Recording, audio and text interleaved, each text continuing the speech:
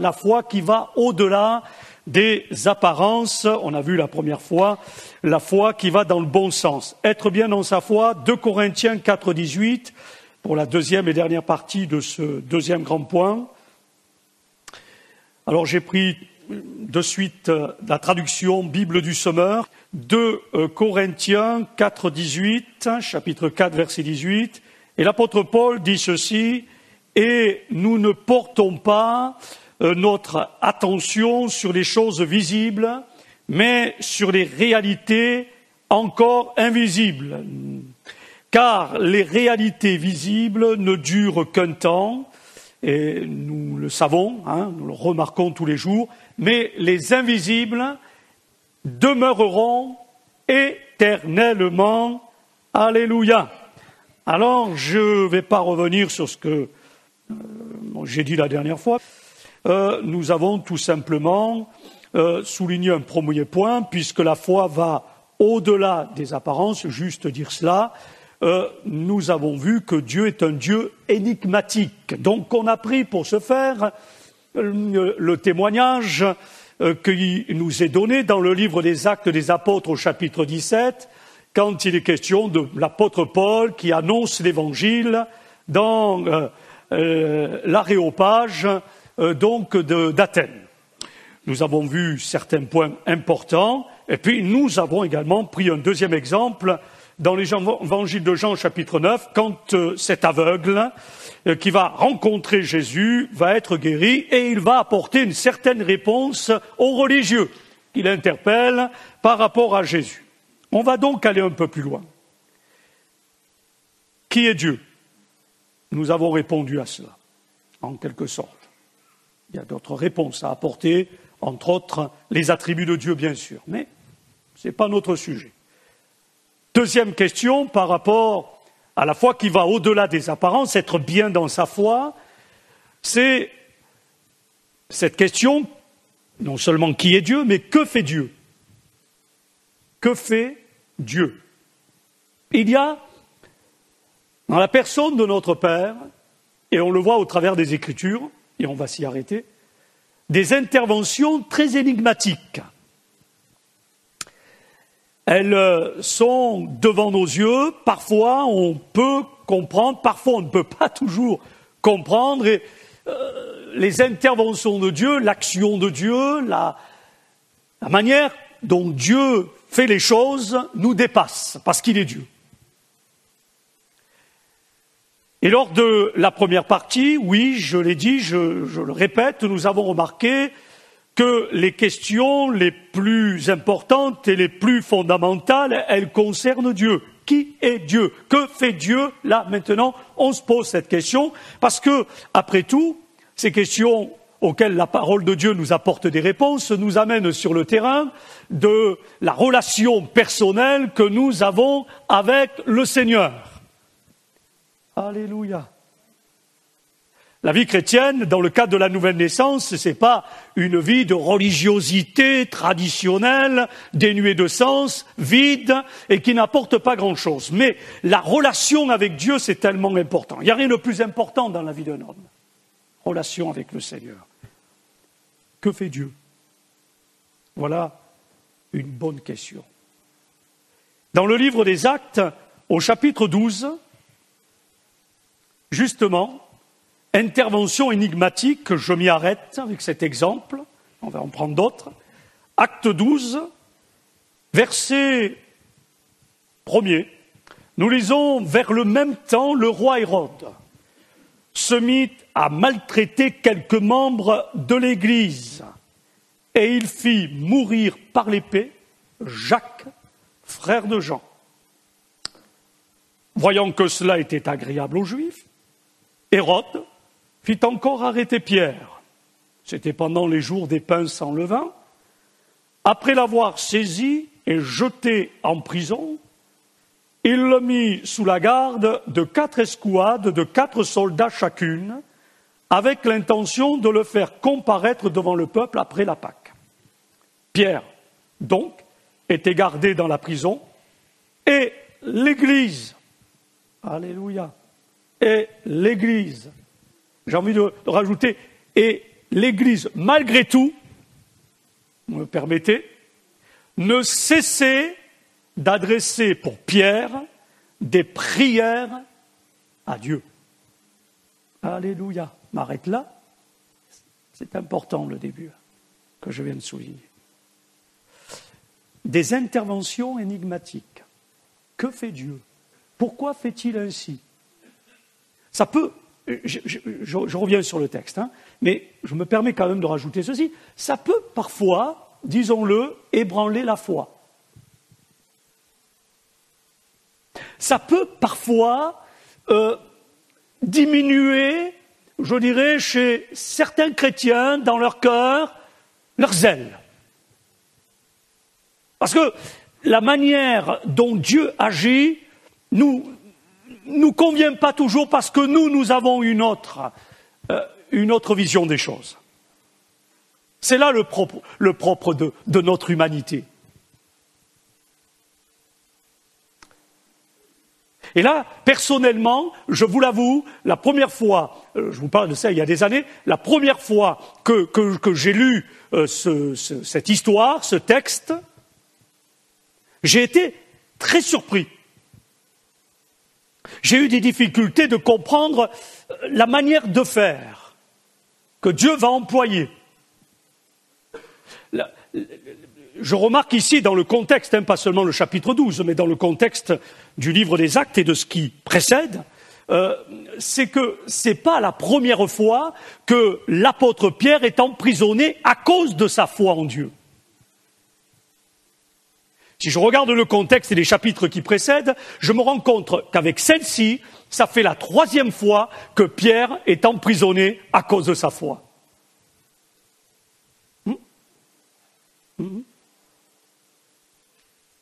Ça fait la 3e fois qu'il est jeté en prison. Et les 2 fois précédentes, Dieu est intervenu et a délivré miraculeusement l'apôtre Pierre à ces 2 emprisonnements. Vous avez cela au chapitre 5 du livre des Actes. Et l'assemblée de Jérusalem, l'église, là, qui est en place dans le cadre de ce 1er siècle, elle n'est pas ignorante de la problématique qui existe sur le plan du contexte de Jérusalem, d'Israël, religieux, politique même. L'Assemblée n'est pas du tout les chrétiens du 1er siècle, nos frères et sœurs du 1er siècle à ce moment-là. Ils n'ont pas, excusez-moi l'expression, mais ils n'ont pas la tête dans les nuages. Ce sont des gens qui savent réellement ce qui se passe, parce que de toute manière, ils sont confrontés à la persécution, ils sont confrontés à l'opposition de la part de la religion, de la part de la politique de l'époque, de bien d'autres choses encore qui se manifestent ainsi, mais elle n'ignore pas la menace également qui pèse sur les apôtres et donc sur l'apôtre Pierre. Et mes frères et sœurs, je trouve que, et c'est là que je me suis réconcilié avec la manière de faire que Dieu emploie, qui est très énigmatique parfois, mais qui ne va pas entamer ma foi parce que je sais qu'il ne se trompe pas. Moi, j'ai compris une chose en lisant le texte que nous avons lu encore ce matin, ces quelques versets, c'est que lorsqu'on est impuissant devant les circonstances de la vie, on comprend plus facilement que la prière est le seul recours. Alléluia.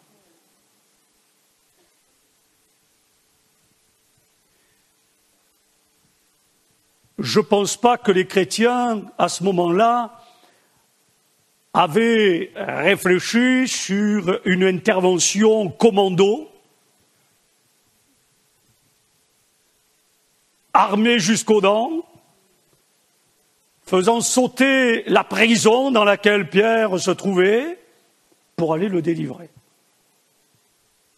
Pas du tout. Parce que les chrétiens du 1er siècle savent très bien qu'ils servent un Dieu ce Dieu que nous servons aussi, vivant et vrai, qui est un Dieu tout-puissant.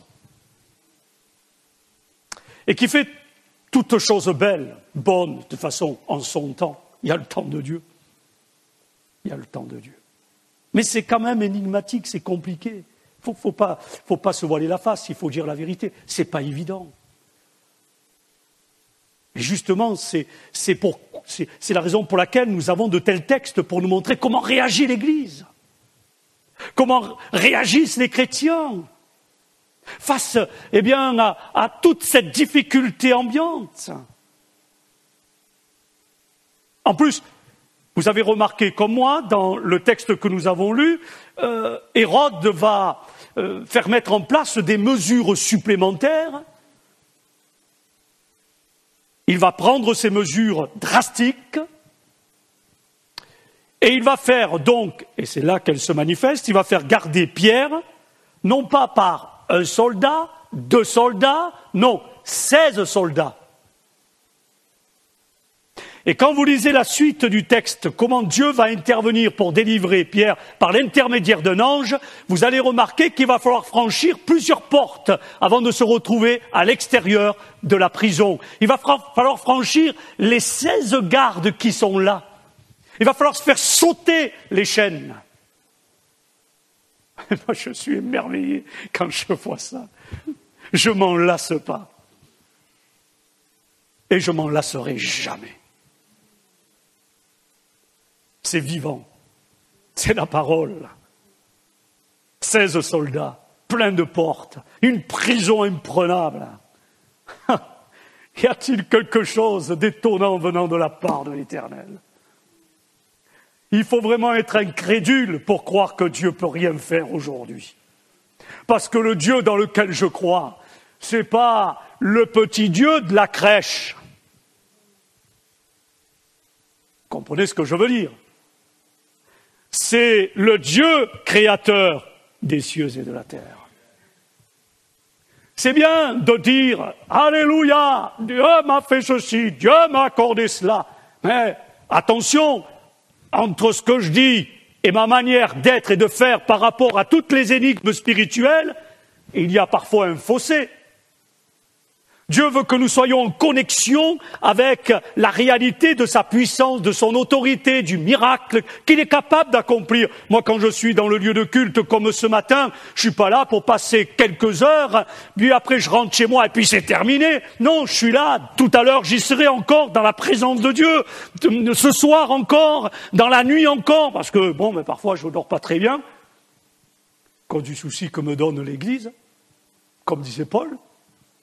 C'est Paul qui le dit, le souci que me donnent les églises. Moi, j'ai le souci de l'église. Mais c'est pas grave. Je parle à Jésus, je prie. La connexion avec Dieu. Et regardez l'apôtre Pierre, il n'est pas du tout déstabilisé par cette forme d'énigme. Il sait que Jacques a été décapité et que quand le soleil va se lever, c'est sa tête qui va tomber. Je ne sais pas comment vous auriez réagi, vous. Soyons sérieux et honnêtes. Mais moi, je vous le dis franchement, j'aurais été dans la prison, humainement parlant, à la place de Pierre, j'aurais touché ma tête pour... Elle va tomber. Et là, il y a le miracle. Il y a le miracle parce que l'Église prie. Il y a le miracle parce que l'Église croit. Il y a le miracle parce que les chrétiens, dans le cadre de cette maison, alléluia, réunis sous le regard de Jésus, dans la puissance du Saint-Esprit, ce sont des hommes et des femmes qui sont bien dans leur foi. Pas évident. Pierre dort, c'est écrit, Pierre dort paisiblement. Alléluia. Comme un enfant, il dort. Il est paisible. Pourquoi? Parce qu'au plus profond de lui-même, il sait que Dieu est là. Pourtant, le Seigneur lui avait fait comprendre qu'à un moment donné, dans sa vie, il allait mourir. Le Seigneur lui avait déjà annoncé qu'il allait mourir d'une manière assez violente. Jésus lui a dit, c'est écrit dans l'Évangile. Mais il lui avait fait comprendre quand il sera un peu plus âgé. Alors peut-être ça l'a rassuré. Il s'est dit, quand je compte les années, je ne sais pas quel âge il avait à ce moment-là, mais je ne suis pas trop vieux, donc ça va. Oui, mais comme un jour, aux yeux de Dieu, c'est comme 1000 ans, et 1000 ans comme un jour, qu'est-ce que ça veut dire pour le Seigneur? Est-ce que vous suivez mon raisonnement? On pourrait être à la place de Pierre et dire, oui, j'insiste, bon, allez, j'ai 40 ans, il m'a dit que je serai vieux quand je vais connaître cette mort difficile, en suivant quelque part le chemin du Maître, Jésus, eh bien, là, c'est pas pour aujourd'hui. Pardonnez du peu. Qu'est-ce que le Seigneur entend par là? Il ne raisonne pas comme nous. Il n'a pas notre logique. Et l'apôtre Pierre sait qu'après tout cela peut arriver à n'importe quel moment, mais il sait que Dieu veille. Et l'Assemblée, l'Église, elle n'est pas assoupie. Pourquoi il est dans cet état-là, Pierre, paisible, parce qu'il sait que l'Église est réunie. Oui, il le sait, parce que quand il sort, il est conduit vers l'Église. Il va vers l'Église. Il va vers les chrétiens. Il va les rejoindre. Il va frapper à la porte de cette maison de Marie, mère de Jean, surnommée Marc, nous dit le texte. Il va frapper à la porte de ce lieu. Pas n'importe quelle porte, de n'importe quel lieu, mais là où l'Église est réunie.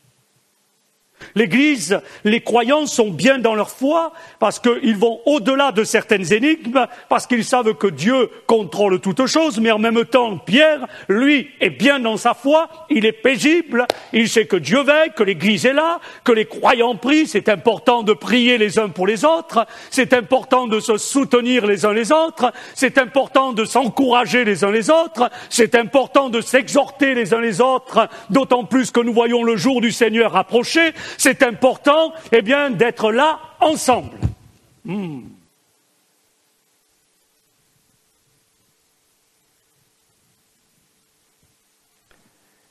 La prière, reliée à la foi qui est bien en place. Quoi qu'il arrive, c'est vrai, je l'ai dit, tout nous montre que ce n'est pas évident à comprendre. Pourquoi? Parce que Dieu a permis que Jacques, le frère de Jean, meure décapité. Mais il a envoyé en contrepartie un ange pour secourir Pierre. Et je me suis souvent posé la question, pourquoi Dieu n'a-t-il pas envoyé un ange pour secourir Jacques? Vous êtes déjà posé la question? Oui, je vois oui. Comment se fait-il qu'il secourt Pierre et pas Jacques? Vous voyez l'énigme? Vous comprenez que ce n'est pas toujours facile? On ne peut pas dire, oui, c'est comme ça, c'est pas grave. Non, oui, vous dites, c'est comme ça, Dieu décide. Oui, moi aussi, je le dis. Mais quand on y réfléchit, allez, soyons sérieux. Si moi je fais partie de l'Église à ce moment-là, l'Église dit, on va prier pour Pierre. Mais ils ont déjà décapité Jacques. Croyez qu'Hérode, il ne va pas le faire décapiter parce que ça plaisait aux Juifs. Et comme c'était très politique, cette affaire-là, eh bien, et puis en même temps, le diable, il pousse derrière pour persécuter l'Église, pour essayer à la détruire. Mais vous savez, aujourd'hui, là, au XXIe siècle, là, en 2020, ça n'a pas changé. Mais les chrétiens, ça nous montre comment nous devons faire. Les chrétiens, ils disent pas, bien, c'est pas la peine de prier puisque Jacques a été décapité. C'est vu mon raisonnement? Non, ils disent, on va prier, parce que, après tout, le Seigneur, si Jacques a été décapité, Dieu sait pourquoi, mais, après tout, il est mort, sauvé, il est avec le Maître, dans le ciel. Mais, Pierre, le Seigneur peut le sauver, et quand bien même Pierre aurait été décapité, supposons qu'il y en a un troisième apôtre qui se fait enfermer en prison, parce que Hérode dit, ça plaît encore aux Juifs, eh bien, je vais en décapiter un troisième. L'Église, à votre avis, du 1er siècle, est-ce qu'elle aurait dit, eh bien écoutez, il y en a 2 qui ont été décapités, on ne va pas prier pour le 3e, ça ne sert à rien, restons à la maison, après tout, c'est comme cela. Non, ça, c'est pas être bien dans sa foi, c'est être à côté de la foi. La foi, elle ne s'appuie pas sur ce qui est négatif ou positif, elle s'appuie sur Dieu. Je ne sais pas si j'espère être assez clair.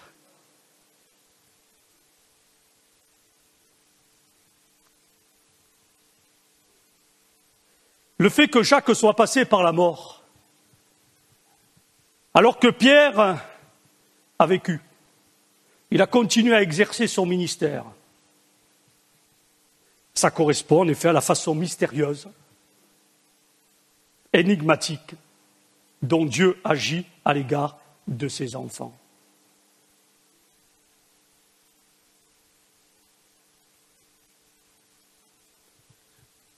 C'est ce qui se passe aujourd'hui, mes frères et sœurs. Nous encore, on n'est pas dans un pays persécuté, mais nos frères et sœurs dans le monde actuellement, pendant que moi je prêche, sont en train de souffrir à cause de leur foi. C'est très énigmatique. Très énigmatique. Et pourtant, ils tiennent bon. Et pourtant, ils continuent à louer Dieu. Moi, je suis émerveillé quand je lis les rapports missionnaires. Et pourtant, ils continuent à prier de toute leur force.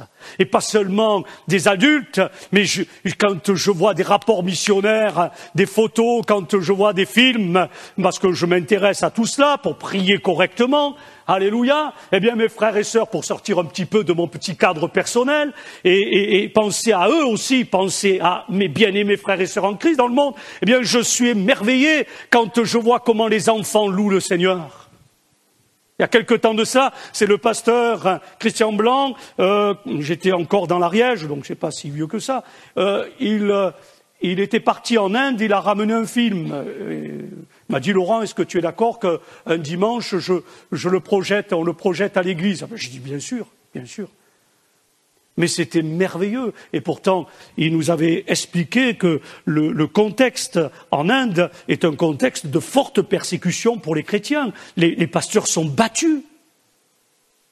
Et là, ils étaient réunis, les adultes, mais les enfants. Et il me disait, ça c'est rien. Il disait à l'église, ça c'est rien. Moi, parce que là, j'ai coupé le film, mais ça, c'est plus fort que ça. Les enfants, vous les voyez louer Dieu en train de pleurer. Les enfants, les adolescents. Les adultes, les pasteurs qui sont battus, mais qui continuent à bénir Dieu, ils sont devant des énigmes, des choses mystérieuses qu'on ne peut pas toujours expliquer. Mais ça n'entame pas leur foi. Ils sont bien dans leur foi, mes frères et sœurs. Pourquoi? Parce qu'elle s'attache à Dieu. Dans sa première lettre, c'est l'apôtre Pierre, justement, et il parle en connaissance de cause, 1 Pierre chapitre 5, verset 7, il nous exhorte à rejeter sur Dieu, quoi donc? Tous nos soucis, tous nos fardeaux, tout ce qui est lourd à porter. Est-ce que vous le faites? Tous les jours? Tous les jours? Si vous dites oui, alléluia. Si vous dites pas vraiment tous les jours, faites-le tous les jours. C'est jamais trop tard pour bien faire. Et ça, c'est bien faire. Ces paroles, et c'est vrai, je viens de le dire, elles prennent un relief particulier quand on pense combien Pierre était paisible en prison. Dans notre condition humaine, reconnaissons-le également, nous ne pouvons prévoir comment Dieu répond aux prières. Vous, comme moi, combien de fois n'avons-nous pas prié?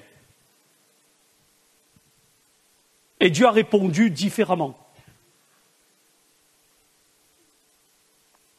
Je me souviendrai toujours de cet enfant, je crois que je l'ai raconté, qui était en train de mourir. C'était un petit bébé qui était branché partout, service pédiatrique de l'hôpital de Montpellier. Les parents nous avaient appelés, on y est allés, ils n'étaient pas convertis, dans le sens ils n'avaient pas accepté encore Jésus comme Sauveur et Seigneur, mais ils avaient entendu parler de l'église évangélique, ils ont dit on va demander à des pasteurs de venir. Et j'y suis allé. J'ai prié pour l'enfant. Avant de prier pour l'enfant, j'ai parlé aux parents, bien sûr. Je leur ai expliqué ce que dit l'Évangile. Et Dieu a permis que l'enfant soit guéri. Guéri. Les parents ont été touchés, bouleversés. Leur cœur s'est ouvert au Seigneur. Mais au bout de quelques mois, l'enfant est de nouveau retombé malade et cette fois-ci, il est décédé. Sur le moment, je ne voudrais pas vous choquer, hein, mais je vous parle simplement avec mon cœur. Sur le moment, j'ai été en colère contre Dieu.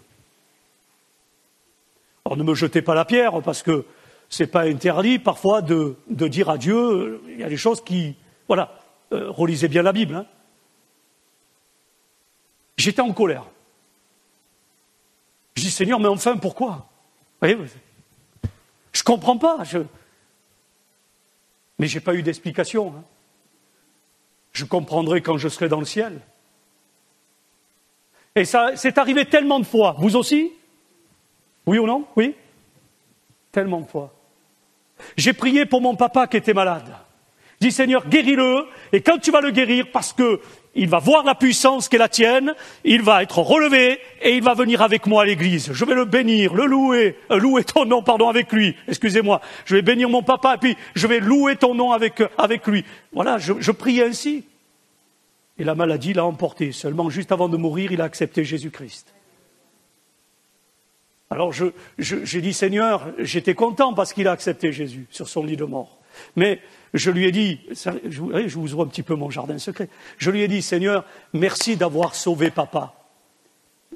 Mais j'aurais préféré que tu le guérisses tout en le sauvant pour que je puisse en profiter encore un peu. Et vous savez ce qui s'est passé? Je n'ai jamais eu d'explication. Bon, alors je n'ai pas passé toutes mes journées là-dessus. Pareil pour maman. Et ainsi de suite. Il y a tellement de choses comme cela, pas seulement par rapport à des parents ou à des proches qui seraient en train de partir, ça peut être pour plein d'autres choses, mes frères et sœurs. Il y a des énigmes, il y a des choses mystérieuses, mais ça ne doit pas entamer, vous comprenez mon fond de pensée ce matin que le Seigneur a mis sur mon cœur, il ne faut pas que ça entame votre foi. Moi, ce qui se passe aujourd'hui, certes, ça me fait mal, mais ça n'entamera jamais ma foi. Je ne dis pas que ça me fait pas mal, je dors pas trop bien, je pleure, je suis fatigué, je suis découragé parfois. Je dis la vérité, je suis qu'un homme, mais je m'attache à Dieu et je m'attache à ses promesses. Et si j'ai du mal à m'attacher à ses promesses, béni soit Dieu pour la femme qu'il a mis à mes côtés, parce qu'elle me rappelle les promesses de Dieu. Elle me dit, Laurent, rappelle-toi ce que Jésus a dit. Que Dieu bénisse mon épouse. Elle n'est pas là, elle est avec les enfants, et que Dieu la bénisse. C'est bon d'avoir une épouse comme celle-ci, et non pas comme Job avait. Job, sa femme lui a dit quoi? Maudit Dieu et meurt. Oh, pauvre de nous. Oh là là, si j'avais une femme comme ça. Et ça, c'est important de souligner que les promesses de Dieu, il faut s'y attacher. C'est vrai que l'intervention de Dieu est si surprenante qu'après coup, seulement, c'est après coup qu'on reconnaît l'intervention de sa main puissante. Alors, je repose la question, mes frères et sœurs, mes amis. Dieu serait-il une source trompeuse?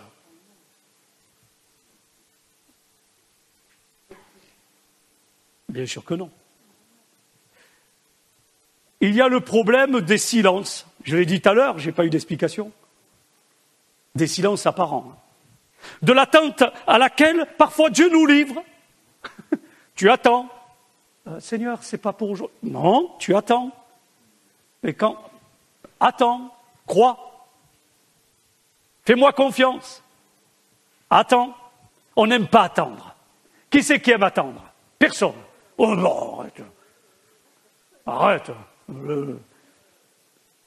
On n'aime pas attendre. Surtout quand on attend quelque chose impatiemment. Ah, hein, attention, hein. Le Seigneur te connaît.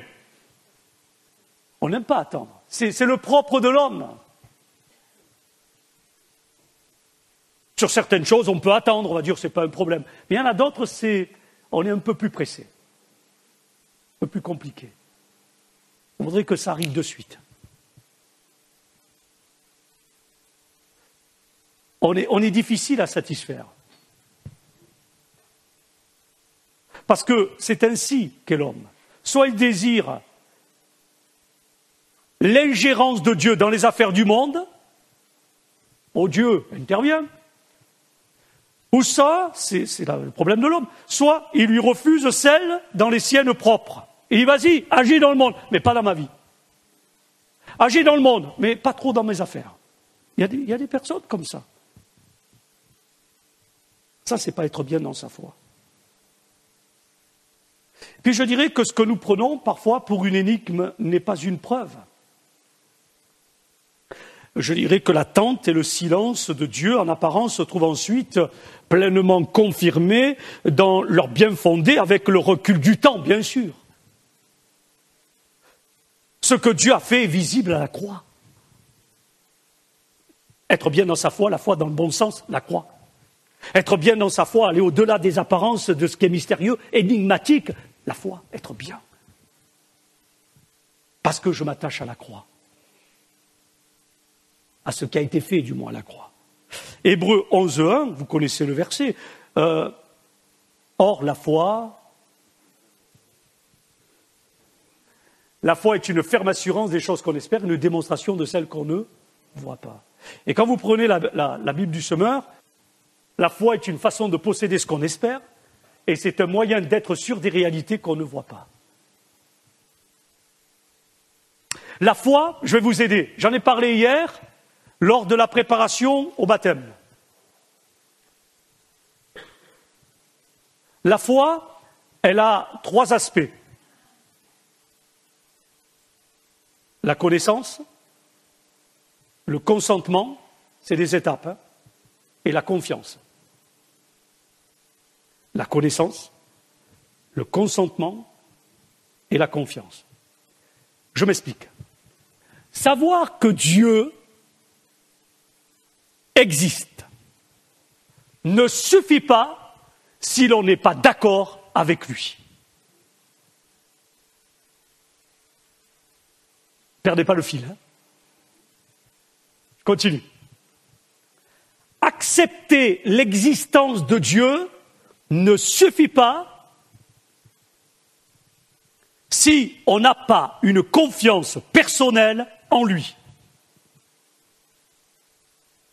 Et celui qui a confiance en Dieu s'approche alors de lui et dépend totalement de lui. Et là, on est bien dans la foi. Je prends un exemple.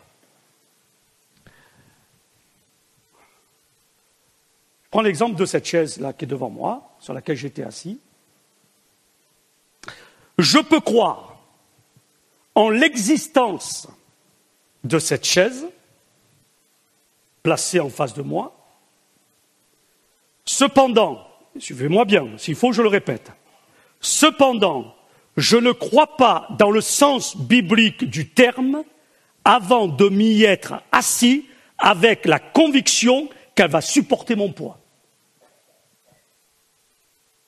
Est-ce que c'est compliqué ce que je viens d'expliquer là? Je peux toujours croire qu'il y a une chaise.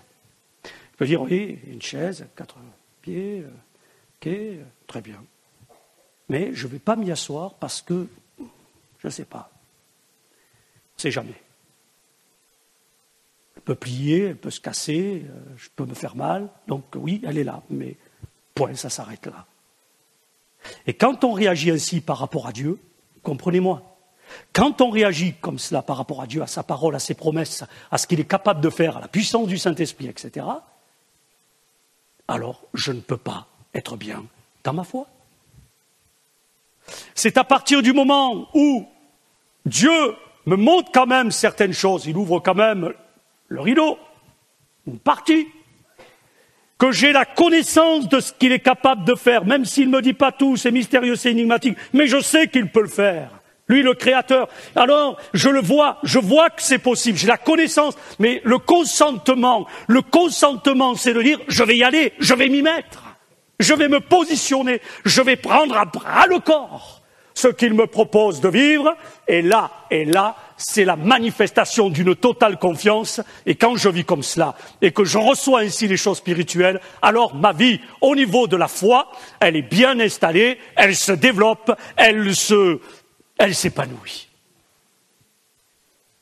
Posons-nous les bonnes questions. Alors, je vais juste aller un peu plus loin, très rapidement et terminer.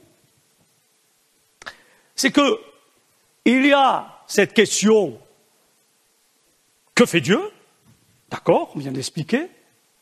Mais en même temps, je l'ai déjà dit, je le répète dans ma conclusion avec un exemple, j'y viens, pourquoi Dieu va-t-il le permettre? Il y a des situations, des faits mystérieux, énigmatiques. Dieu pourrait-il être pris, je me pose quand même cette question, en flagrant délit d'erreur? Dieu pourrait-il être pris en flagrant délit d'incompétence, d'improvisation, de manque de solution, d'amour, de possibilités? Dieu pourrait-il être pris en flagrant délit, d'abandon, au point que nous voulions parfois prendre sa défense et même le justifier aux yeux des gens, mais vous ne savez pas qui est Dieu. Mais Dieu n'a pas besoin de nous pour le défendre, il se défend tout seul. Nous n'avons qu'une seule chose à faire dans le domaine de la foi, c'est de dire ma confiance en lui, elle est indéfectible, elle est bien assise, parce qu'il fait tout à merveille. Je prends un exemple, je l'ai dit, j'allais y venir avant de conclure. L'exemple de cette femme qui me touche dans sa manière de faire, dans l'Ancien Testament, dans le premier livre de Samuel, et c'est qui? Anne. Anne. 1 Samuel chapitre 1er. Tout se construit ici, pour cette femme. Il y a un festin qui est en place annuellement, familial, avec son époux, Elkana, et tout le reste de la famille. Mais dans toute cette famille, Anne, à part son époux, tout le reste des personnes qui la composent sont étrangères à elle. Et il y a un festin. Et quand je dis étrangère à elle, c'est que Elkana, n'ayant pas la possibilité d'avoir des enfants au travers de Anne, va prendre une autre femme, Pénina, qui, elle, a eu des enfants, parce que Anne était donc dans l'impossibilité d'avoir des enfants, elle était stérile. Rien que là, pardonnez du peu, il y a déjà des anomalies. Elkana, il a beau dire à sa femme, écoute, tu peux compter sur moi, je paraphrase, hein, tu peux compter sur moi, je suis là, je vais répondre à tes besoins, j'y réponds déjà, je voudrais être le sujet de ta joie, de ton bonheur. Et si j'avais été là, j'aurais dit à Elkana, mais arrête! Parce que au lieu d'aider Anne, tu lui fais mal, et lui, il ne comprend pas. Pour moi, c'est très énigmatique au départ. Supposez qu'il n'y ait que cela, décrit. Mais je ne comprends plus rien. Que fait Dieu? Où est Dieu? Pourquoi Dieu agit-il ainsi? J'espère que ça ne vous choque pas ma prédication, hein, mais c'est pour nous faire réfléchir. Pourquoi? Va-t-il jusqu'à cet extrême? Surtout que la situation d'Anne, vu le contexte de l'époque, c'est une cause de profonde humiliation d'être stérile. Il ne faut pas l'oublier, on est dans le contexte. Et le pèlerinage ainsi annuel à Silo, est-ce que c'est un sujet de joie, d'expérience de joie et de bonheur et de bien-être pour Anne? Bien sûr que non. C'est à chaque fois une expérience douloureuse. Parce que 1 Samuel chapitre 1er verset 6 et 7, il nous est dit, je lis quand même, sa rivale donc Pénina lui prodiguait des mortifications pour la porter à s'irriter de ce que l'Éternel l'avait rendu stérile. Vous avez compris un petit peu pourquoi elle agit comme ça, Pénina, pour la pousser à s'irriter contre Dieu. On continue, et toutes les années, ça n'a pas duré un an, toutes les années, c'était continuellement la même chose. Chaque fois qu'Anne montait à la maison de l'Éternel, Pénina est allée la mortifier de la même manière, elle recommençait. Alors qu'est-ce qu'elle faisait, Anne ? Alors que c'était un moment de joie normalement, eh bien elle ne mangeait pas et elle pleurait toutes les larmes de son corps. Mais là, je vais dire, oh Dieu, ta manière de faire, elle m'étonne, elle est énigmatique, elle est mystérieuse, je ne comprends pas. Oui, mais le Seigneur peut peut-être me dire, et je comprends parce que j'ai la suite du texte, mais Laurent, je vais faire quelque chose qui, justement, par rapport à la situation, va faire éclater ma gloire, et tous vont se rendre compte que je peux tout, alléluia, en toutes circonstances. Sur le moment, c'est négatif, mais d'un négatif, Dieu le change en positif. D'un mal, Dieu le change en bénédiction. Il suffit de relire bien d'autres exemples bibliques, serait celui de Joseph. Alors là aussi, c'est pareil, excusez du peu, quand Joseph est en prison parce qu'il veut rester intègre devant Dieu, là je comprends plus rien. Oui, mais quand je lis un peu plus loin, je comprends pourquoi. Mes frères et sœurs, suivez cela ce matin. Imprégnez-le dans votre cœur, parce que vous allez vivre encore, et nous allons vivre encore, dans les mois qui viennent, dans les années qui viennent, des situations mystérieuses et énigmatiques, mais Dieu les permet pour nous apprendre ce qu'il faut que nous apprenions, et pour nous amener plus loin dans le cadre de l'Église locale, dans le cadre de l'Église de Jésus-Christ en France.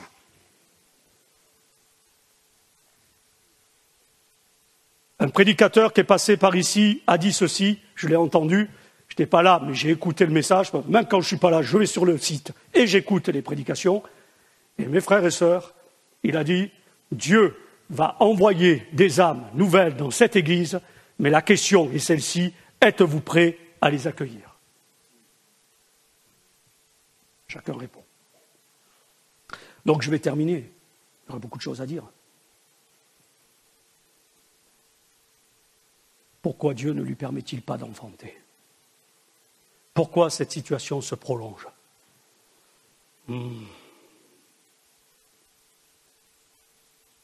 Au point que le jour, même le plus sombre du calendrier, était précisément celui où tous voulaient se réjouir à Silo.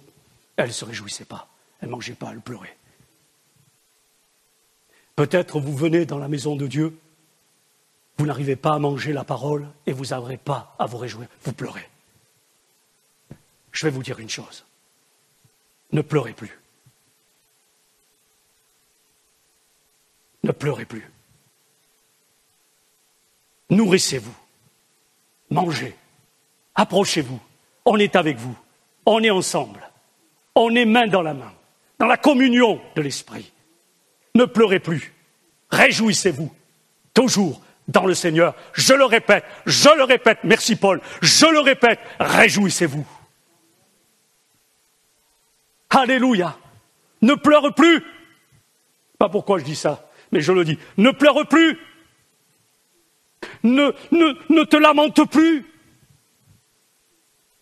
J'ai appris que pour entrer dans les appartements du pape, ça va vous faire sourire ça, mais c'est vrai ce que je vais vous dire, au Vatican, pour entrer dans les appartements du pape, avant d'y entrer, ils ont fait installer une phrase au-dessus de la porte de ces appartements, visible, bien visible. Il est interdit de se plaindre.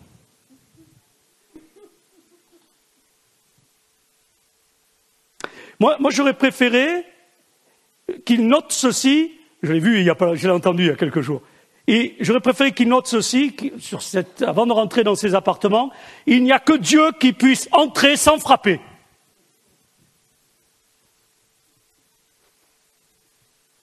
Laissez Dieu entrer. N'attendez pas qu'il frappe. Il veut entrer. Ouvrez. Ne nous plaignons plus. On a chanté ce chant. On peut se plaindre un petit peu. C'est pas interdit. Mais abandonnons-nous entre les mains du Seigneur. Parce que qu'est-ce qu'elle fait, Anne? Ça me touche quand même, permettez-moi de le souligner. Elle aurait pu devenir encore plus amère, mais elle avait un secret. Elle a transformé, c'est ce que je vous ai dit à l'instant, elle a transformé, c'est ça être bien dans sa foi, elle a transformé son chagrin en prière. Comme l'Église du 1er siècle par rapport à Pierre. Ils ont transformé leur peine, leur douleur en prière. Mes frères et sœurs, c'est exactement ce que votre pasteur fait. Au lieu de pleurer, je prie. Vous aussi? C'est mieux. Au lieu de me plaindre, je prie. C'est mieux. Et dès qu'elle a pu, elle a quitté la table du festin à Silo. Elle est allée se recueillir dans la maison de l'Éternel. Et là, elle a regardé au-delà des apparences et elle a dit ceci, j'aime bien sa prière, Éternel des armées, si tu daignes regarder l'affliction de ta servante, si tu te souviens de moi et n'oublie pas ta servante, et si tu donnes, il y a beaucoup de conditions, hein, et si tu donnes à ta servante un fils, eh bien, mon Dieu, mon Dieu, mon Dieu, je le consacrerai à toi, à l'Éternel, tous les jours de sa vie. Alléluia. Et quand Anne prie ainsi, elle pèse bien les mots de sa prière, de son engagement à l'égard de ce fils qui s'appellera Samuel. Dieu entend à l'égard de ce fils qu'elle n'a pas encore. Vous pouvez prier pour quelque chose que vous n'avez pas encore et vous avez besoin de cette chose pour avancer avec Dieu. L'Église en a besoin pour avancer avec Dieu. Croyez-le et vous le verrez s'accomplir.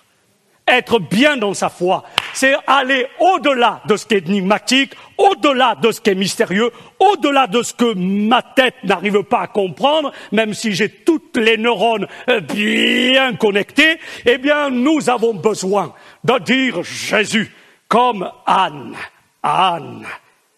je n'ai pas encore, je n'ai pas vu encore, je vois plutôt le contraire, ça souffle, mais je sais une chose, dis, et ça va s'accomplir.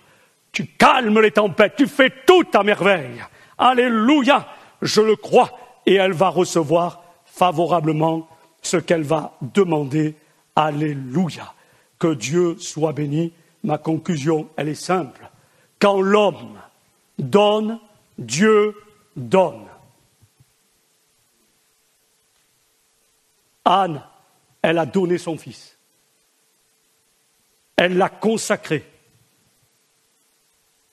d'avance, par la prière, l'abandon, parce qu'elle était certaine de recevoir de la part de son Dieu. Eh bien, c'est un principe de base qui illumine tout acte de consécration et d'être bien dans sa voie.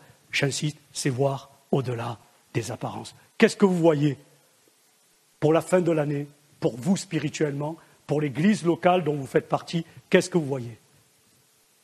Une deuxième division, j'emploie les mots justes, hein? Non. Non, c'est pas seulement ici, hein, malheureusement ça touche bien d'autres endroits. Non, c'est pas ce que je vois. Parce que si je vois cela, je ne vois pas comme Dieu voit. Alors vous allez dire, oui, mais Dieu voyait très bien ce qui allait se passer. Oui, mais il y a des choses qu'on ne maîtrise pas, on ne contrôle pas, alors vaut mieux pas. Seigneur, fais comme tu veux. Moi, je ne juge personne. Comme disait Paul par rapport à Alexandre le forgeron, il m'a fait beaucoup de mal, qu'il lui soit rendu selon ses œuvres. C'est la seule chose que je demande à Dieu par rapport à ça, mais par rapport à nous, bien plus, bien sûr. Nous avons près de toi, Seigneur. J'aime cette prière. Tu peux l'afficher, s'il te plaît, mon bien-aimé frère. 1 Jean, chapitre 5, versets 14 et 15, c'est Jean, et puis je conclus. Hein. Voilà. Tu l'as trouvé, hein? Voilà, versets 14 et 15. Tu l'as mis en BDS. Tu peux la mettre en BDS, s'il te plaît. Je l'ai en second, comme ça, traduction classique. Voilà. Et voici, on le lit, hein, et voici quelle assurance nous avons devant Dieu. Si nous demandons quelque chose qui est conforme à sa volonté, il nous écoute. Et si nous savons qu'il nous écoute, ben nous savons aussi que l'objet de nos demandes, j'aime beaucoup cette traduction, nous est acquis. Amen. Et la traduction classique, c'est « Nous savons que nous possédons la chose que nous avons nommée, quelle qu'elle soit. » Alors oui, mes frères et sœurs, il faut assumer les énigmes de la foi. Ça ne veut pas dire qu'on a tout résolu. Il y a des choses qui sont très mystérieuses. Mais pour être bien dans sa foi, je fais la liste très rapidement. Pour être bien dans sa foi, il faut être bien en Jésus-Christ et avoir goûté à sa puissance. C'est être gardé dans sa communion. C'est de ne pas croire que la puissance de Dieu se résume à ce que nous pouvons en saisir, parce que parfois on ne comprend pas tout. C'est grandir dans la connaissance de ses voies. Il y a plusieurs sortes de réponses et de secours divins. Il faut apprendre à s'appuyer tout simplement sur lui. Ensuite, ne pas vouloir absolument avoir réponse à tout et vouloir tout expliquer. Ensuite, être calme et confiant tout en ayant été remis nous-mêmes ou toute chose à Dieu, sachant qu'il fera concourir toute chose à notre bien. C'est par la foi que nous serons agréables à Dieu. Amen. Et qui récompense ceux qui le cherchent envers et contre tout. On verra les autres parties les prochaines fois. Dieu soit loué. Les autres fois. Gloire à l'Éternel. Nous voulons te bénir, notre Dieu, notre Père, et nous te sommes reconnaissants. Permets que ce qui a été partagé puisse encore faire du bien dans les jours, les heures, les jours à venir, et que mes frères et sœurs, comme tu l'as fait pour moi-même, parce que j'ai préparé avec ton aide ce message, puissent leur faire autant de bien qu'il m'a fait.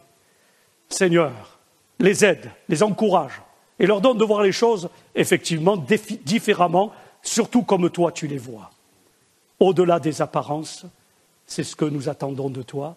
Nous voulons être bien dans notre foi, dans le nom de Jésus-Christ. Amen.